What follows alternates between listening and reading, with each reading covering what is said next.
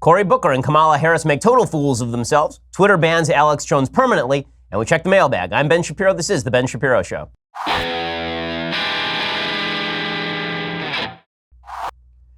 Some days the news cycle is just so much fun. And today is one of those days because it is full-scale insanity. We will get to all of it. But first, let's talk about whether the suit that you're wearing is any good. Because the reality is you probably got it off the rack somewhere. And you're like, oh, this is a really nice suit. No, it's hanging on you like a curtain. Instead, you ought to be going to Indochino and getting yourself a suit that actually fits you because it's made just for you. Indochino is the world's most exciting made-to-measure menswear company. They make suits and shirts to your exact measurements for an unparalleled fit and comfort. Dudes love the wide selection of high-quality fabrics and colors to choose from. The option to personalize the details, including lapel, lining, pockets, buttons, writing your own monogram. It's really awesome. Here's how it works. You can either visit a stylist at one of their showrooms and have them take your measurements personally, or you can measure at home and shop online at Indochino.com. Then you choose your fabric inside and out, choose the customizations. It's really a lot of fun. You feel like James Bond, and then it just arrives in the mail, and it's awesome. Okay, so go check it out right now. Chinos originated 120 years ago as part of a British-French military uniform designed to be simple, durable, comfortable, and camouflaged in earthy tones. Fast forward to now, and this fashion classic has changed very little until now. Indochinos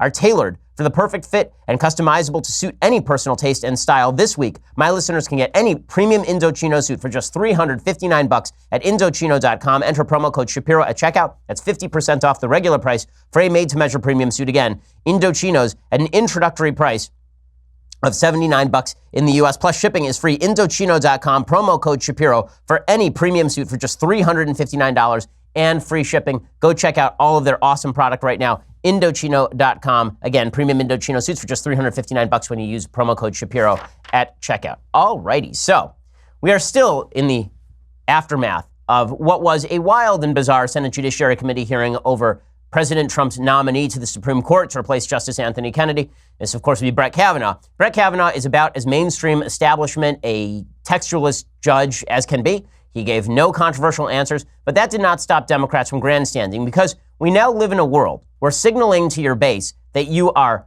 deeply, deeply upset about things is the way to win political races. Whether you're Donald Trump in the 2016 primaries or whether you're Bernie Sanders in the 2016 primaries, the way that you get your base excited is by showing them that you are very upset and you are crusading for truth. It doesn't matter if you're actually making up the truth. It doesn't matter if you're twisting it. It doesn't matter if you're lying it. The only thing that really matters in the end is whether your base believes that you're passionate about something, because passion has now outweighed reason as the basic standard that we should be using in any particular way. Well, the case in point over the last couple of days has been Cory Booker.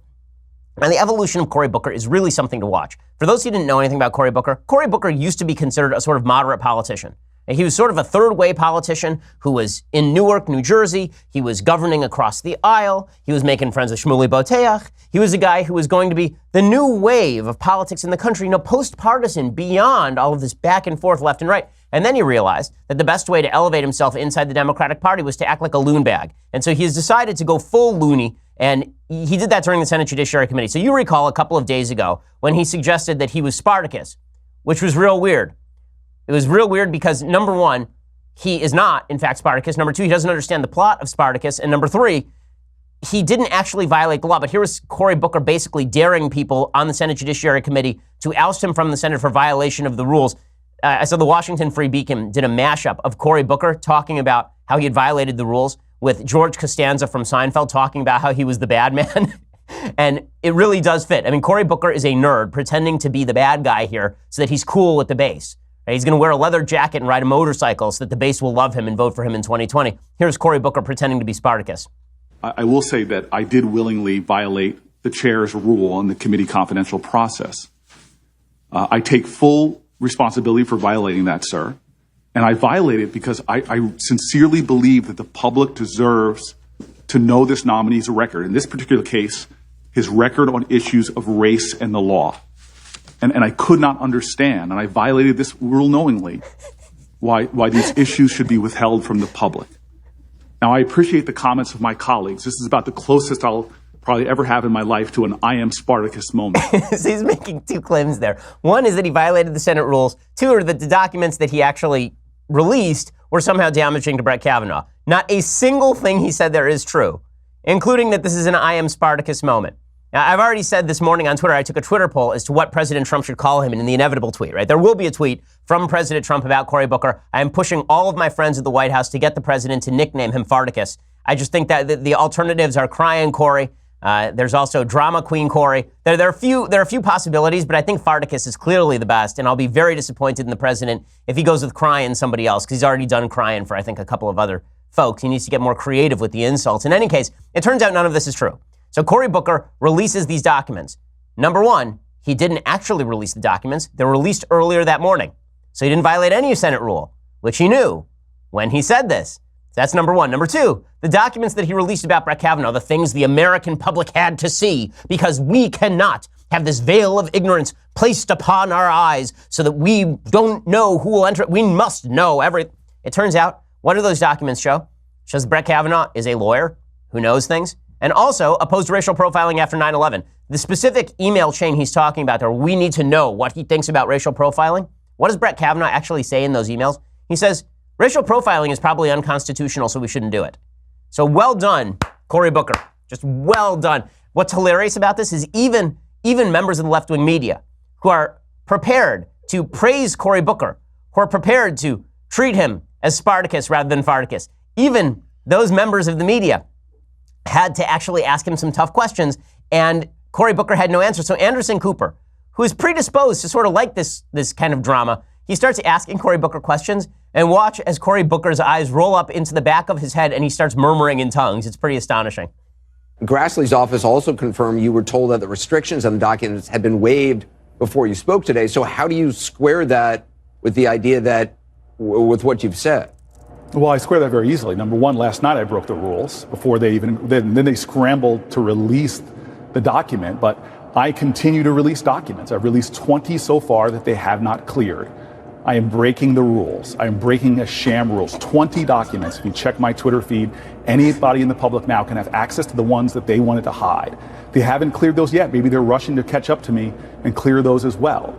And then Cooper's like, yeah, but Grassley says that he already cleared it, and so did all the Democrats on the committee. So what are you talking about?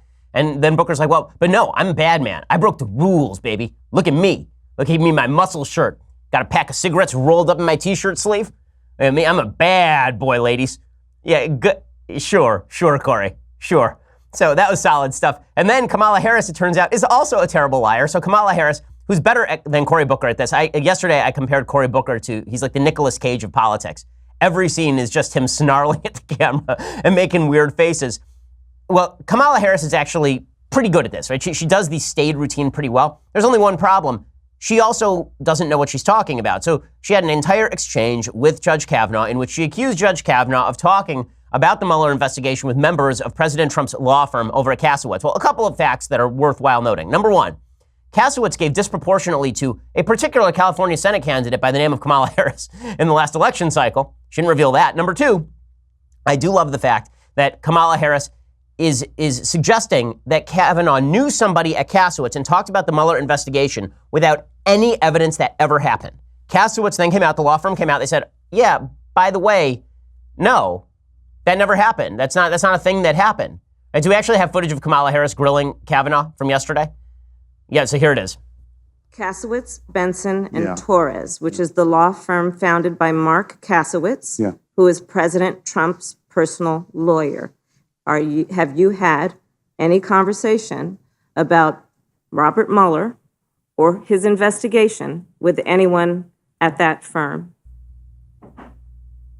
Yes or no? Well, is there a person you're talking about? I'm asking you a very direct question, yes or no? I need to know I'm not sure I know everyone who works at that law firm. I don't think you need to. I think you need to know who you talked with. Who'd you talk to? Okay, who'd you talk to? And he's like, there are 266 lawyers at Kasowitz. Like, I don't know. I talk to lawyers all the time. I don't know what firm they work for. And that's true, I'm sure, for Brett Kavanaugh, too, who works in legal circles all the time. That's not the first question you ask somebody. You ask, like, what kind of law do you practice? Where do you practice? It's a dumb question, and she has no evidence of this whatsoever. So then Manu Raju, who works for CNN, sees Kamala Harris, like, walking around the Senate building yesterday afternoon. And here's what he tweets. Just ask Kamala Harris about Kasowitz's denial, because Kasowitz came forward, and Mark Kasowitz, who runs the firm, he says, no one here talked to Kavanaugh about any of this stuff, so this is just made up. So Manu Raju tweets, just ask Kamala Harris about Kasowitz's denial that no one at firm talked to Kavanaugh about Mueller probe. And she says, they're not under oath. And so Raju said, so you don't believe them? She says, the question was asked under oath, and he didn't answer. Okay, so basically she was lying. She had no evidence whatsoever that Kasowitz had talked to Kavanaugh about any of this stuff. She has no evidence that Kavanaugh has done anything inappropriate with regard to conversations about the Mueller investigation or anything like that. She just runs around asking questions that are designed to grandstand for the public. The funniest thing about all of this is, you know who's actually winning the battle among Democrats for 2020 based on the Senate Judiciary Committee hearing? Michael Avenatti. I'm telling you, he's my sleeper, man. He is my dark horse. Michael Avenatti, the porn lawyer for Stormy Daniels. That guy is now my 2020 frontrunner for the Democrats. I am not kidding. You think I'm kidding because it's ridiculous.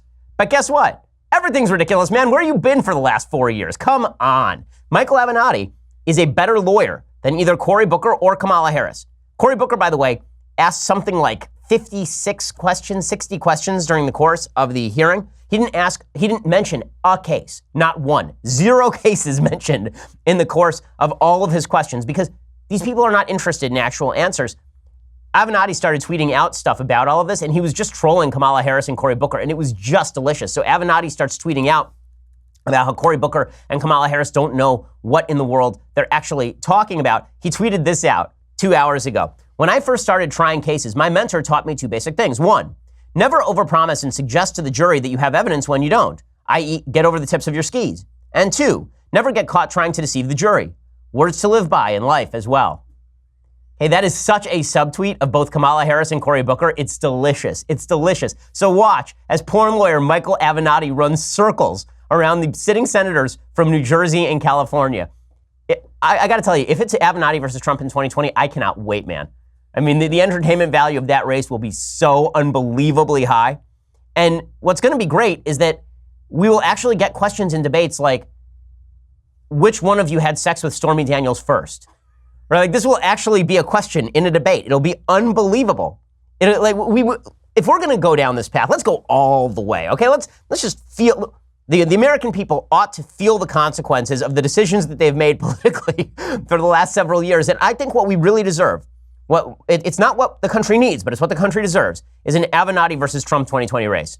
And I'm telling you, Avenatti will crush. He's a better debater. He's a better debater than Kamala Harris and Cory Booker. He will crush them on stage. It'll be fantastic. And he'll be able to stand there and say, these characters, these clowns, they couldn't even do a Senate Judiciary hearing. I am going after the President of the United States via my brave feminist client, Stormy Daniels, famous for her role in The Witches of Breastwick. And everybody be like, yeah! America's a great country. Hey, we're going to get to some more from the Senate Judiciary hearings because it got even better in a couple of ways. But first, let's talk about your underwear. Because come on, we're already talking about presidential candidates' underwear, so we may as well get to your underwear as well. When it comes to comfort down below, there's underwear and then there's Tommy John, the revolutionary clothing brand that has redefined comfort for Americans everywhere. Tommy John obsesses over every little detail and stitch by using proprietary fabrics. They perform like nothing you've ever worn before. As a result, Tommy John's men's and women's underwear sport a no wedgie guarantee, which I totally could have used in high school, comfortable stay-put waistbands, and a range of fabrics that are luxuriously soft, feather-light, moisture-wicking, breathable, designed to move with you, not against you, which means no bunching, no riding up. Tommy John is so confident you're going to love their underwear that they have a deal. It's the best pair you'll ever wear, or it's free guarantee. If you don't love your first pair, you get a full refund, and that includes their new life-changing women's underwear. It sold out in just 6 weeks. It is now back in stock. Hurry over to TommyJohn.com/Shapiro for 20% off your first order. That's TommyJohn.com/Shapiro for 20% off. Best underwear you're ever going to wear. They really are fantastic. Go check them out right now. TommyJohn.com/Shapiro. And again, when you use that /Shapiro, you get 20% off your first order. Alrighty, so the hearings got even better. You remember that earlier this week, there's a woman named Zina Bash. Zina Bash, her father is Jewish. Her father's parents survived the Holocaust. Her mother is Mexican. But you remember that Zina Bash was supposedly a white supremacist. Why? Because she made this symbol, the OK symbol, right? The OK symbol is supposedly white power. Why? Because if you take these 3 fingers, that looks like W, and then if you take the circle and then you add a line to the bottom, and it looks like power. Okay, real weird stuff. But everybody on the left decided that this was a secret white supremacist decoder ring symbol, and that if you opened a Cracker Jack box and got precisely the proper ring and you oriented it correctly, then you could read between the lines of everything Brett Kavanaugh had ever said. So she was going like this. She had her hand on her arm like this, and they suggested that she was giving the white power symbol. And everybody was like, what are you even talking about? Are you insane? Well, 3 cheers for Zena Bash. Zena Bash, not all heroes wear capes. Yesterday in the hearing, Zena Bash is sitting behind Brett Kavanaugh again, and just to screw with people's heads, she just takes her hand and she gives the same symbol just to mess with people. It's really fantastic. There it is. It's just spectacular. Just for the fun of it, she just raises her hand, just goes like that, and then she kind of puts it back down, and she knows everybody's going to go nuts. You know what? There are a bunch of people on the right who are sort of prim and proper. Oh, why would she do that? She's giving credibility left. No, she's making fun of them, and they deserve it because they're crazy. And this is why whenever folks on the left are like, well, Trump is a 3-ring circus. No. American politics is a 3-ring circus. President Trump is the ringmaster. He's in that center ring. But the other 2 rings are filled with Democrats and Democrat protesters because everyone's crazy. Everyone has lost their minds. And so if you can't enjoy the circus, well, then get out of the big tent. If you can't enjoy the freak show, why are you here? Okay, we at least should be able to enjoy the humor of the era in which we live, especially because, you know what, things are going pretty well. The unemployment rate is down to 3.9%. That's like a historic low. It's the best unemployment rate since, I think, 2000, and before that, since 1953. People are re-entering the workforce. Things are so good that you can view politics right now through one of 2 lenses. It's crisis and we're all going to die, or, man, this is some funny bleep. I mean, come on. It's really, really funny stuff. And the funny stuff did not, in fact, end at the Senate Judiciary Committee. President Trump did a rally last night, and President Trump's rallies are basically stand-up comedy routines. He basically just goes out in front of a crowd and he reacts to the crowd and he says a bunch of stuff. And as I have been saying, anybody who's listened to this show for the last 2.5, 3 years knows that there is a 2-track presidency for President Trump, a 2-track campaign for President Trump. President Trump says a lot of stuff. And then a lot of policy gets implemented. And the 2 things have nothing to do with one another. Because President Trump, he's a guy with a face. And stuff comes out of that face. And sometimes it's good stuff, and sometimes it's bad stuff. But none of that stuff has anything to do with the policy. Because when it comes to implementing, most of the people around him make the policy. Trump reads like the first sentence of the actual policy, and then he signs it. And just like you sign the form so you can go to the trampoline park with your kids without actually reading the details that say you sold your first child into slavery. Right? Just like you do that, that's how President Trump signs executive orders. So, the President of the United States, when he does these rallies, this is really what he enjoys. So you have to see the rallies as what they are. They're not policy speeches. They don't have any sort of deep meaning. The president doesn't have the power under our system to be Mussolini. I don't think President Trump really wants to be Mussolini. I think he just likes the kind of cheering throngs of people around him because he seeks approval. But that means that you have to enjoy what President Trump does for what it is, which is basically a giant Gallagher routine where he takes a watermelon and smashes it on stage and hits the people in the front row. So here's President Trump yesterday talking about the failing New York Times. And he says that they ought to investigate themselves, which is a weird suggestion since I don't know why they would. They're a private company, but sure, why the hell not? Here's President Trump. The latest act of resistance is the op-ed published in the failing New York Times by an anonymous, gutless coward. Come on, this is fun stuff, guys. I mean, we got to enjoy. You got to get a revel in the fact that the man mispronounced the word anonymous twice in 7 seconds, and then basically just said anonymous, a guy. I don't know who it was. A guy, whatever, with a face. A face says stuff. A guy, anonymous, boop boop boop. It's solid stuff from the president right there. And then the president also continued. This would be clip 6, talking about. He tweeted this out. He asked if the New York Times would investigate itself. He says, "Are the investigative journalists of the New York Times going to investigate themselves? Who is the anonymous letter writer?" But he spelled it correctly that time. Who is the anonymous letter writer?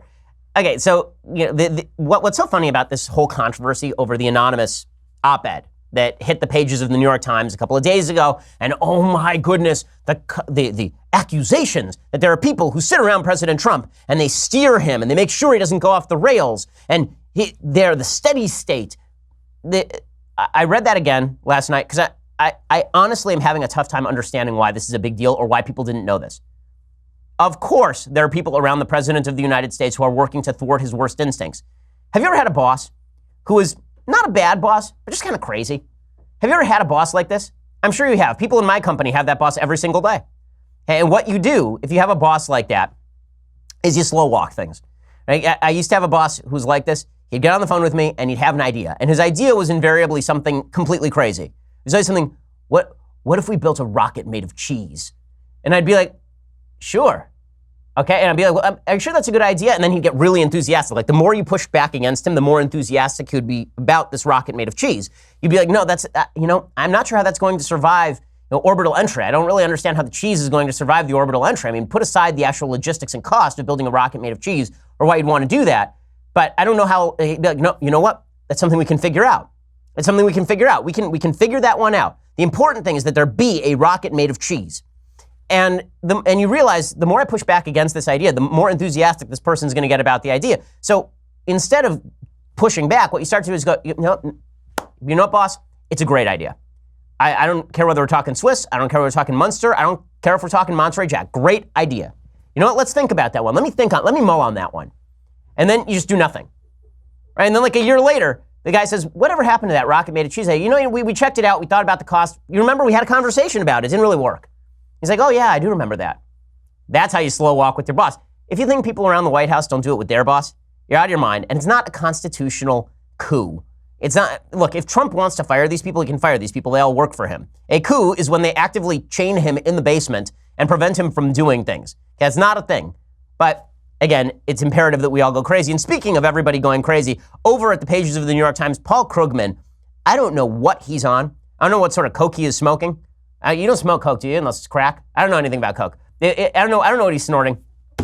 Paul Krugman suggests that crisis is imminent. Why? Because Brett Kavanaugh is going to kill the Constitution. So he moved away from voting Republican is going to kill democracy, and now he's on Brett Kavanaugh is going to kill the Constitution, which is weird because it's a document, and you can't kill it because it's a document. We'll talk about Paul Krugman, who has joined the ranks of the crazy, in just 1 second. But first, let's talk about your ability to preserve your memories.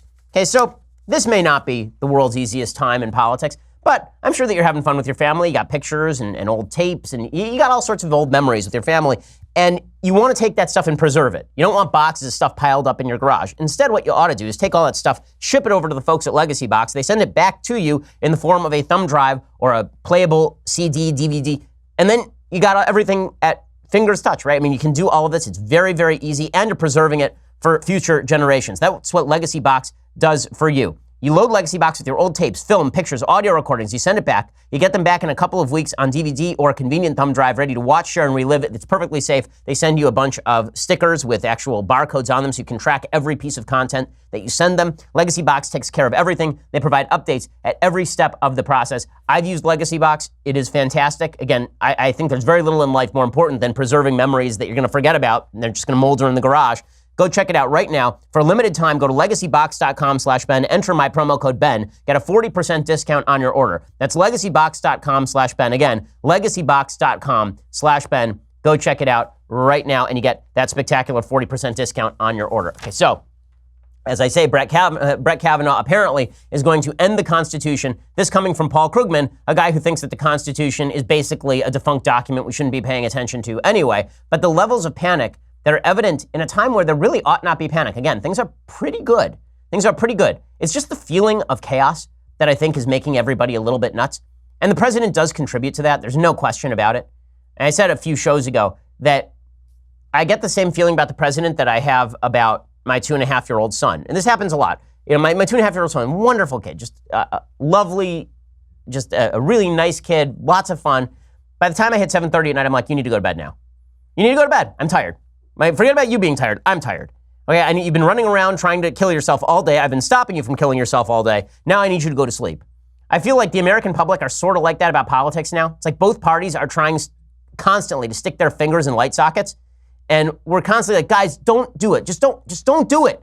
And they're like, no, I want to stick my finger in the light socket. Like, don't do it. Just stop it. Just go to bed. Come on, just go to bed. It's bedtime.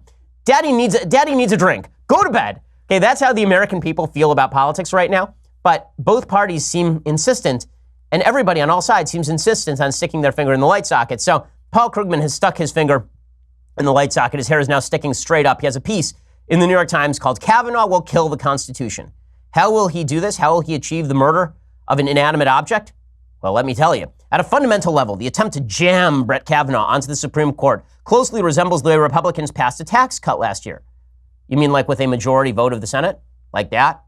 He says, true, Kavanaugh's getting a hearing, which the tax bill never did, but he's bobbing and weaving his way through, refusing to answer even straightforward questions, displaying an evasiveness utterly at odds with the probity we used to expect of Supreme Court justices. This is fully delusional crap. The Ginsburg rule, which was named after Ruth Bader Ginsburg, is that judges who are being asked questions about current cases, future cases, past cases, should not give answers. So this is just Paul Krugman being an ignoramus. He says, if Kavanaugh is confirmed, we'll be trying to navigate a turbulent era in American politics with the Supreme Court in which 2 seats were effectively stolen. Stolen? You can't steal a seat. Again, we're killing documents and stealing seats. All the seats are still there. Says first, Republicans refused to even give President Barack Obama's nominee a hearing. Then they have filled 2 positions with nominees chosen by a president who lost the popular vote and eked out an electoral college win only with aid from a hostile foreign power. So that's where we're going. That Trump is not legitimate because Russia helped him out. I mean, it's amazing how far the Democrats will go in order to claim that Trump's victory is illegitimate. You can hate Trump as much as you want. His victory is legitimate. That's the way the system works. He didn't win because of Russian election interference. That's not why he won the election. He won the election because nobody voted for Hillary Clinton, and you dolts decided to nominate the least likable human being in the history of planet Earth. A woman with the charisma of a speed bump and all of the joy of a dying squirrel. A woman who couldn't even be bothered to get on a plane to Wisconsin because she was too busy hanging out with Lena Dunham, that potato of a human. Like this is, but no, it's all about the Russians. Would a Justice Kavanaugh conduct himself with the caution appropriate to such a fraught situation? Well, miracles of personal redemption do happen, writes Paul Krugman, but it's very unlikely. You're right, Judge Kavanaugh is, when I think of a risk taker, I think of a Brett Kavanaugh, a Catholic who coaches his girls' basketball team and has spent 20 years being one of the preeminent lawyers in Washington, D.C. I think of that guy and I think, yeah, that's a risk taker right there. There's a guy who's going to conduct himself as a radical in every possible way. It says, after all, what do we know about Kavanaugh? There's a lot we don't, thanks to the unprecedented way Republicans in the Trump administration are stonewalling on thousands of pages of his record. He has turned over more documents than any candidate in the history of the Supreme Court. He has turned over hundreds of thousands of pages of documents that Democrats don't care about at all. But Krugman finishes, let me make a last-minute appeal to Republican senators who care about America's future if there are any left. Don't do this. A vote for Kavanaugh will be a vote to destroy the legitimacy of one of the last federal institutions standing. The level of panic is just astonishing. And then Erwin Chemerinsky, who's a First Amendment attorney, and now I guess he's dean of, is it USC Law School where he is now? Yeah, I guess he's over at Berkeley Law School. He used to be at USC. He has a piece today called Why Kavanaugh likened the Supreme Court justices to umpires. That's nonsense, and he knows it. And then he suggests justices are not umpires at all. Umpires apply rules and have little leeway in determining how those rules should be interpreted. The Supreme Court creates the rules, and justices have an enormous discretion in how to interpret the law. By likening himself to an umpire, Kavanaugh is contending his views don't matter at all. That is false. So just to square these two editorials, you have Paul Krugman claiming that Kavanaugh is a radical who's going to use the Constitution as a baton, and you have Erwin Chemerinsky insisting that the Constitution is a living document that can be twisted any which way by anybody who's on the court. So which is it? Is Kavanaugh going to kill the vital Constitution? Or is Kavanaugh going to enliven it and twist it in a variety of different ways? The left can't decide, and so they just continue to whine and complain about a done deal. Okay, this is already a done deal. We all know that it's a done deal, but that's not going to stop Democrats from complaining incessantly. Speaking of Democrats complaining incessantly, Twitter has now permanently banned Alex Jones. That was only a matter of time. I've suggested that as much as I dislike Alex Jones, and I know, there are a lot of people, you know how much email I get from folks who think that Alex Jones is on the level, who think that Alex Jones is actually some sort of genius who has decoded the conspiratorial nature of American life between selling male supplement ads.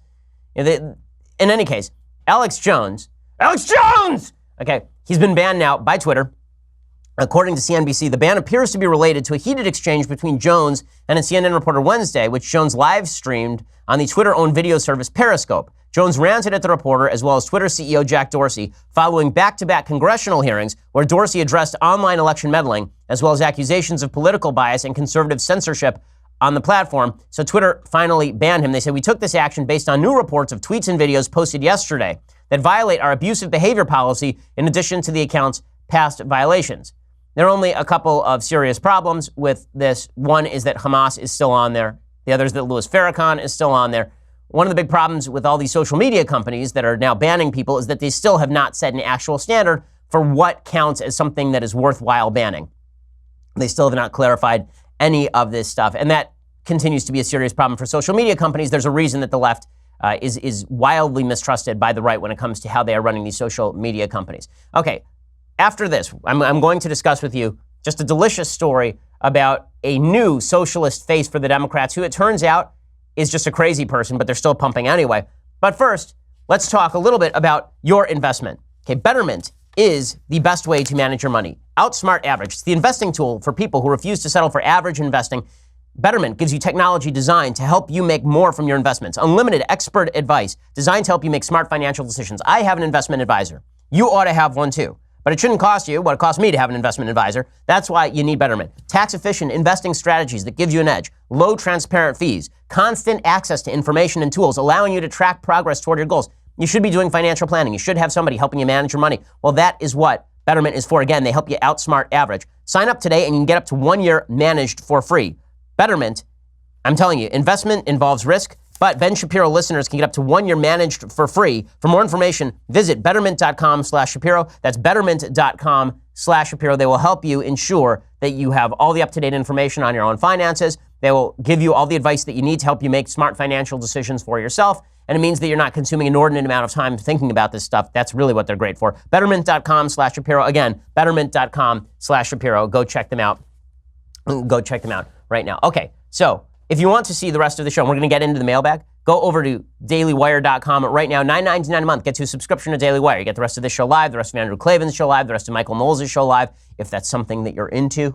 And also, if you get the annual subscription, you get this, the Leftist Tears Hot or Cold Tumbler, filling every day with the tears of Cory Booker. I can't say they taste the best, but they are plentiful. So go check it out right now for $99 a year. Pretty spectacular deal. Also, go subscribe over at YouTube or iTunes. When you do, then you get access to our Sunday special. This week, it is Christina Hoff Sommers. We have some great ones coming up in the near future as well. Go check us out. We are the largest, fastest growing conservative podcast in the nation.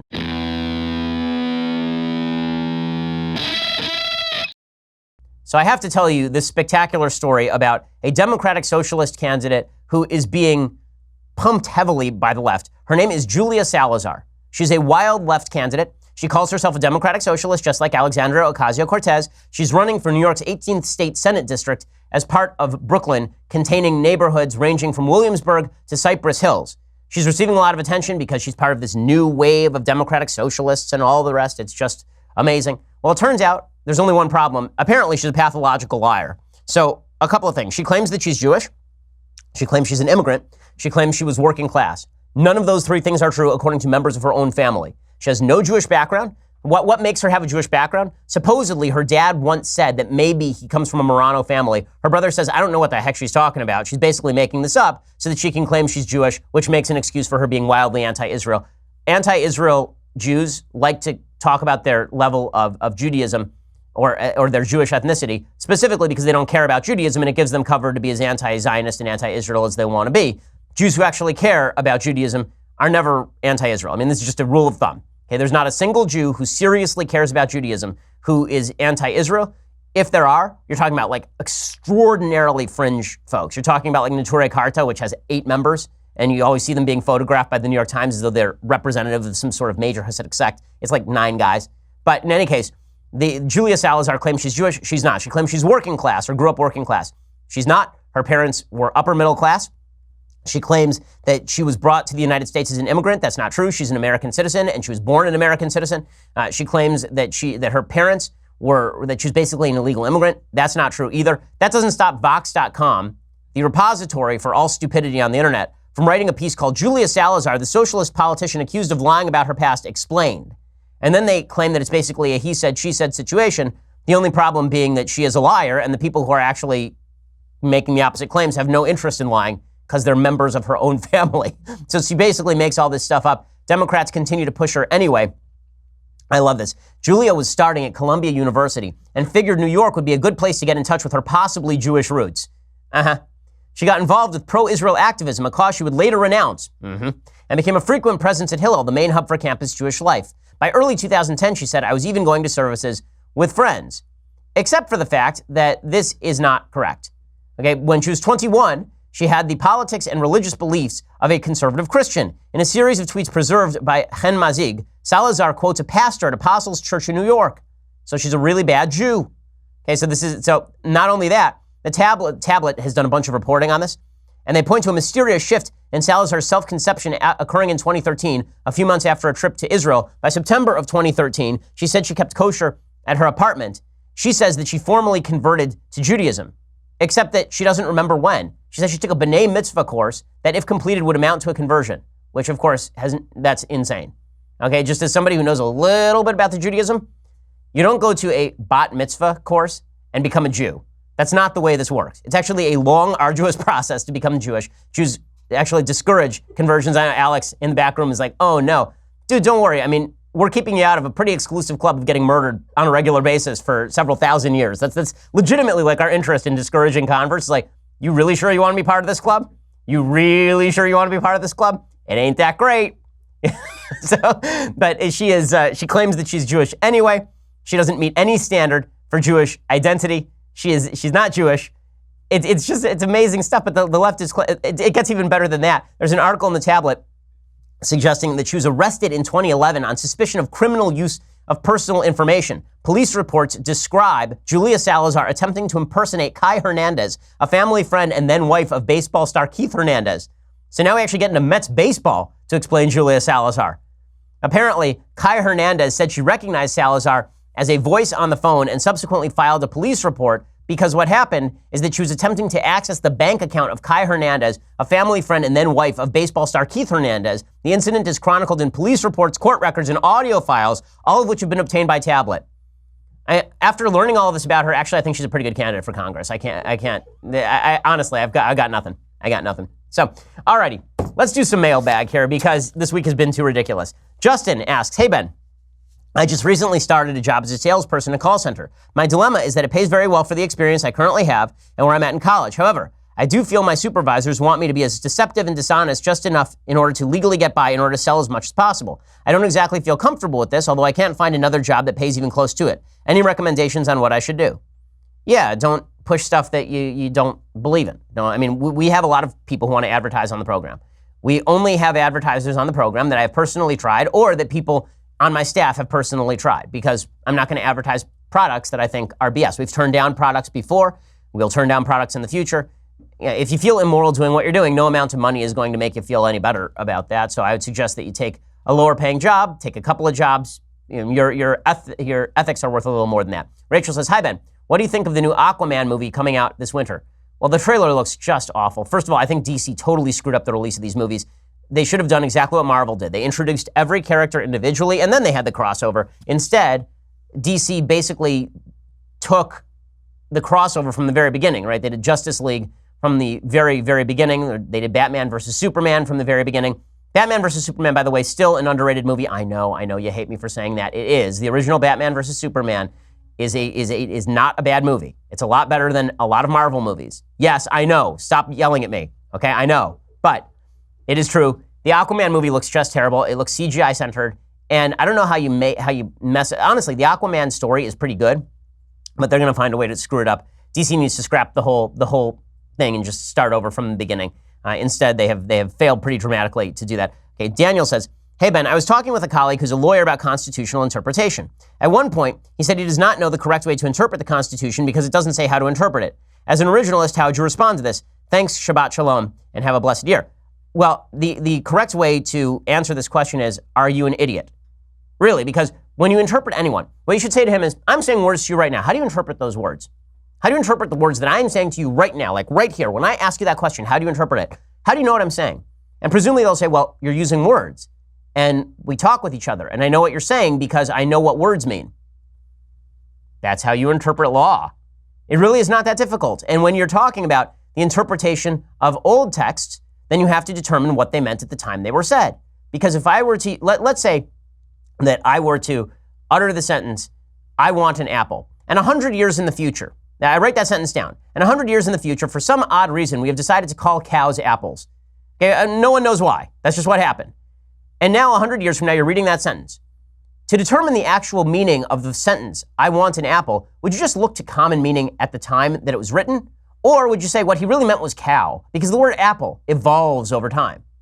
That's not the way verbiage works. Whenever we talk with each other, we are talking about the definitions at the time. It's true for every conversation, it's true for every law, and it's true for constitutional interpretation as well. Samuel says, hey Ben, should naturally occurring monopolies be allowed to exist in a free market, or should they be disbanded for hindering the progress of the market? Thanks. They should be allowed to exist in a free market. I am pretty antitrust. I'm pretty anti-antitrust law. I think antitrust law is used far too often for companies that don't actually have a monopoly. A natural monopoly is a monopoly that is not enforced by law. It's a monopoly in which the government is not cramming down particular rules that favor one company, like, the Royal Dutch Shipping Company or something. It's not that. It's where you have a company that's just so good at what it does that it's created a monopoly in the market. Natural monopolies do not tend to last very long because usually they're competitors that find something new, or there's a whole new branch of sort of invention that makes this particular company obsolete. This idea that somebody has a monopoly now, that means they'll have a monopoly in 100 years, that's just not the way things work, and it never has been the way things work when you have a free market economy. Diana says, what did the Daily Wire crew put in your covfefe this past week? You, sir, are lit. Well, I think it has less to do with what was in the covfefe. I think it has more to do with the covfefe infusing all aspects of American politics. Clearly, everybody has been grinding up the covfefe and snorting it in lines. Because Cory Booker was lit, Donald Trump was lit, Kamala Harris was lit. Things were lit, man. It was just a lit week. John says, hi, Ben. My college roommate was born and raised in China, but has become more libertarian as he lived here. He wanted to ask if communism is the result of actual needs of a working class or simply a result of wanton greed. I know Marx and Engels were middle or upper class intellectuals, but did they have any connection with poorer people? Has communism actually ever been effectively used in the utopia described where everyone's needs are met and everyone is truly equal? Any response is greatly appreciated. Thanks very much. Your show is awesome. Well, there's an ongoing controversy over whether Marxism, the terminology of Marxism applies to areas of Western civilization in which the basis for an economy is actually capitalist. So the most modern examples being used now are places like Denmark or Sweden or the Nordic countries. The left used to admire the USSR and Cuba and Venezuela, and then it turns out all those places are absolute crap holes. So now they've decided that instead it applies to all of these Nordic countries that are really capitalist with a bunch of redistributionist superstructure placed on top. Now, I don't think that's what Marxism describes. If you read the Communist Manifesto, it talks about full nationalization of resources. It talks about the workers actually taking over all of the companies. And that's not what's happening in the vast majority of these Nordic countries. Even in places with high rates of nationalization, places like Norway, those companies are run in state-sponsored capitalist fashion. I don't think that's sustainable. And I think that absent Norway's awesome oil wealth, they would be experiencing significant financial difficulties right now at the moment, because that's exactly what happened to Sweden from basically 1970 to the mid-1990s, or mid-2000s rather. So, no, I do not think that Marxism works as an economic system. I think the draw of Marxism, the idea of from each according to his ability to each according to his need, is a draw toward. It depends who's articulating it. If it's somebody who's at the upper end of the economic spectrum, then it's somebody who wants to consider themselves charitable without actually giving charity. And if it's somebody at the bottom of the economic spectrum, then very often it's coming from a place of, I want what that other guy has. I think Marxism is built on a bunch of lies about the human condition, about human nature.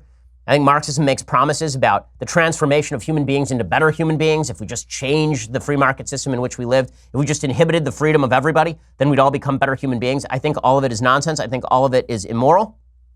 As far as whether it works, the answer is it depends on what the goal was. If the goal was to level all human beings, then sure, it levels all human beings in Venezuela in poverty, except for the ruling class. If the goal is to transform human nature, giant fail. If the goal is a prosperous society, giant fail. Capitalism creates prosperity. Redistributionism just passes that stuff around and inhibits prosperity.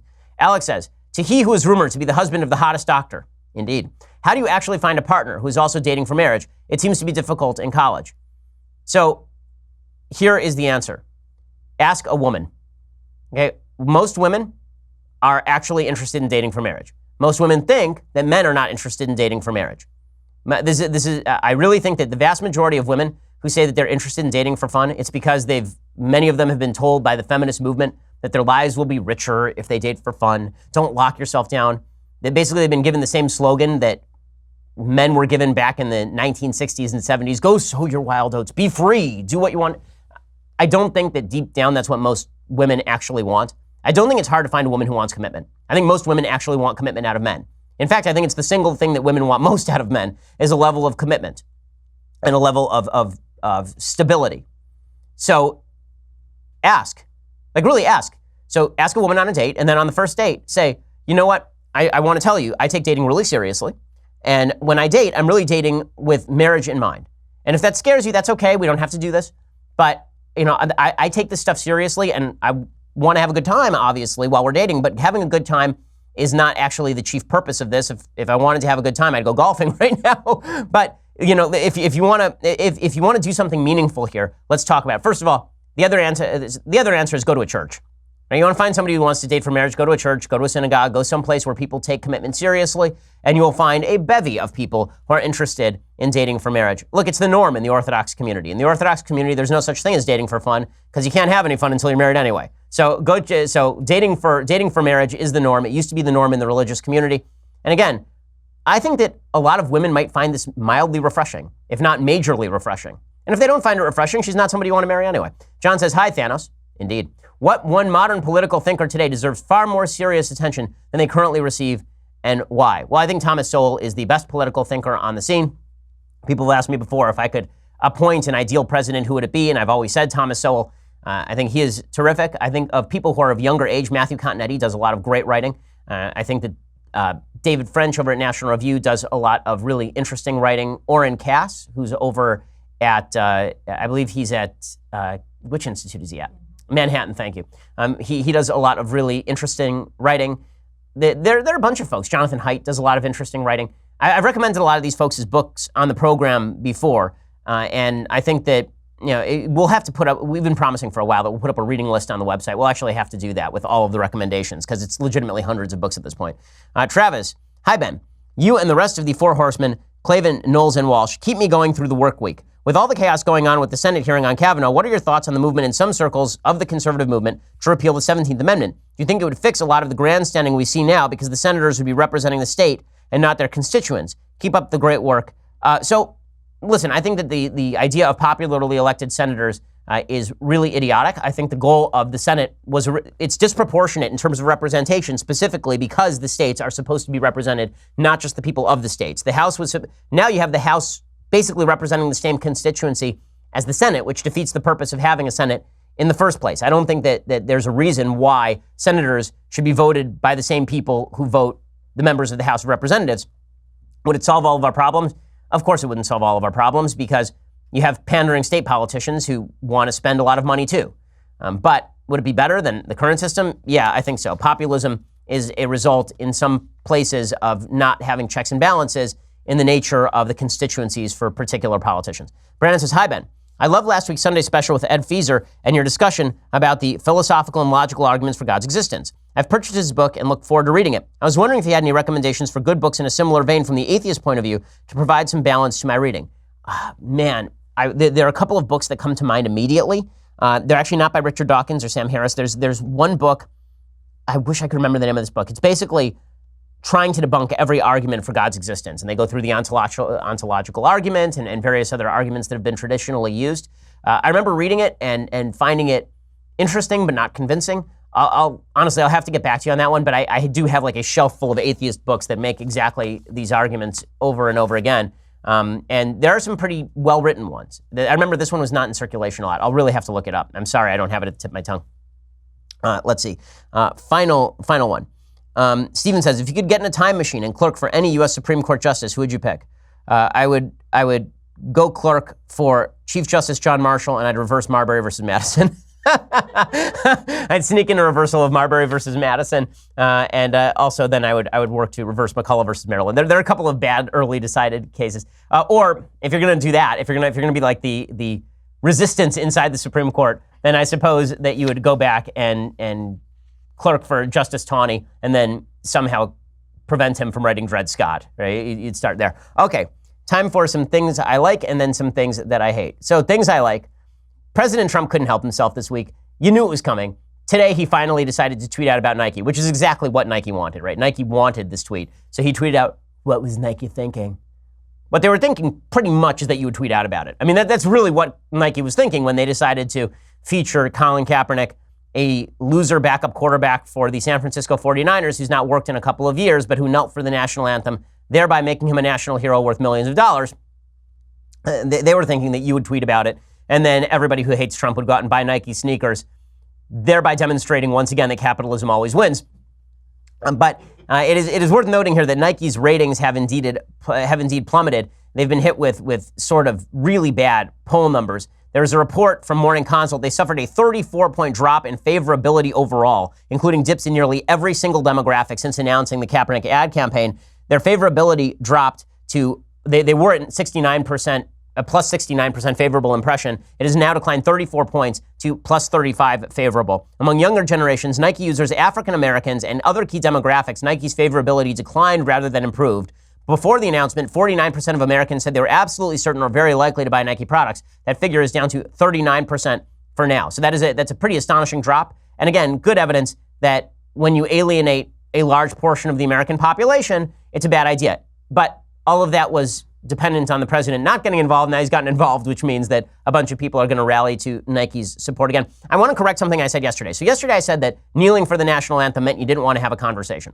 I think that was true for Kaepernick. I don't think Kaepernick wanted to have a conversation. He would not hold the conversation. I think Kaepernick is the worst example of this group of folks. I think there were some members of the NFL who knelt, usually in the aftermath of the Kaepernick stuff, who then went and held meetings with various legislators and tried to have conversations. I would ask that if Nike wanted to feature somebody who's trying to make a positive difference, why not feature those people? And the answer is because it's all virtue signaling. So I just wanted to correct that impression. There are some people who knelt, who I think probably want to have good conversations, but it's not Colin Kaepernick. Okay, other things that I like. So Jeffrey Owens was an actor on The Cosby Show, and you would recognize his face if you saw it. He was essentially shamed because there was a story in some of the tabloids and then picked up by some major media outlets that showed that he was working as a cashier at a New Jersey Trader Joe's. It appeared in the Daily Mail, and the stupidity of featuring this, as though there's some sort of shame to working at a Trader Joe's in order to make ends meet because he used to be a famous actor. It's just gross, obviously. It's just a gross thing. But the impact of this story is that now the guy's got a job again. So he's about to have a 10-episode arc on a Tyler Perry show. He's about to start getting acting jobs again. So I'm glad to see that people resonated to Jeffrey Owens's support. Everybody basically came out and said, this is absurd. Anybody who is working a job ought to be praised for working that job. There's no shame to working at a Trader Joe's just because you used to be a famous actor. The other night, I took my daughter to a concert at the Hollywood Bowl with John Williams conducting, and it was really a lot of fun. And they showed a clip from E.T. with the orchestra playing in the background. And the best thing in E.T. is the older brother. I can't remember the name of the guy who plays the older brother in E.T. He's really terrific. He never did another acting job again. That was his last acting job. He decided he didn't want to do it. Last check, I think he was working as a mailman. He has like a nice family somewhere out in the boonies, and he works as a mailman. Is there anything wrong with that? I think not. I think there's something really nice about that. I think the idea that acting is only worthwhile if you never have to work at Trader Joe's and we have to shame people for working at Trader Joe's is gross. Good for Hollywood for making room for Jeffrey Owens again on the basis of all of this. So that's a thing that I like today. Okay, time for a quick thing that I hate, and then we'll get out of here for the weekend. So today's thing I hate, this is California, which is just, this is why if you're a leftist, you really should believe in federalism, because federalism allows you to try out the dumbest ideas possible. And California is the place where we do all of this. According to NBC News, California on August 30th voted to force publicly traded companies based in California to have at least one woman on their board by 2019. And depending on the size of the company, 1 to 3 women by 2021. California Senate Bill 826 is sponsored by California State Senator Hannah Beth Jackson, Democrat, now heads to Governor Jerry Brown's desk. If it becomes law, this will be the first example of a state-mandated gender quota of its kind in the U.S. It's just idiotic in every possible way. First of all, you're going to have the government actually setting up quotas. This seems to me fully unconstitutional. It's a violation of the Equal Protection Clause. The notion that you are going to force companies to hire somebody specifically on the basis of gender is insane. Because if you did this in reverse, you said, hey, it's an all-female company. We need at least one male on that board. People would say, well, what are you talking about? Or it's a black company, right? It's a company that has an all-black board. You say, you know what? We need a white person on that board. Or why not have a transgender person on it? You can fulfill all of the quotas at once. You can have a black transgender person. You can have Rachel Dolezal on that board. And everything will be great. Then you've fulfilled all of the various quotas all at once. What does this have to do with making business better? The answer is nothing, because here's the reality. If I have a publicly traded company and I have 5 members of the board and they tell me I need to bring a woman onto the board, you know what I'm going to do? I'm going to bring on a woman who's either going to vote like everybody else on the board, or I'm going to go outnumber the woman with a bunch of other people who agree with me. This doesn't actually have any impact on how the company is run, in other words. There are already laws that prevent gender discrimination in hiring and firing.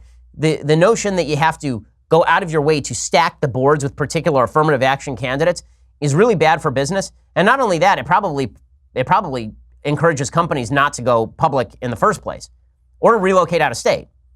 I mean, listen, we have a board at our company. And we're not a publicly traded company. We're a private company. If ever we decided to go public, if this is the law in the state of California, we will legitimately move the company out of state, or at least we'd seriously consider it, because the more restrictions you put on publicly traded companies in your state, the more they're going to look other places. We don't have to be located here. We can move very easily. So California, once again, virtue signaling instead of thinking about all of this stuff in a serious fashion. And again, the number of women who are on corporate boards is already increasing because there are lots of qualified women to be on boards. It's the height of stupidity. But again, California is a place that elected Kamala Harris senator. So, well, what can you say for us out here? Alrighty, well, we will be back here next week. Now remember, I'm not going to be back here Monday or Tuesday because it is Rosh Hashanah. So I'm going to be celebrating my new year and enjoying my time off. But I will be back here Wednesday, which means I am sure that all things will happen Monday and Tuesday, and I'll have a lot to talk about. I will see you then. I'm Ben Shapiro. This is The Ben Shapiro Show. The Ben Shapiro Show is produced by Senya Villarreal, executive producer Jeremy Boring, senior producer Jonathan Hay. Our supervising producer is Mathis Glover, and our technical producer is Austin Stevens. Edited by Alex Zingaro. Audio is mixed by Mike Caramina. Hair and makeup is by Jesua Alvera. The Ben Shapiro Show is a Daily Wire Forward Publishing production. Copyright Forward Publishing 2018.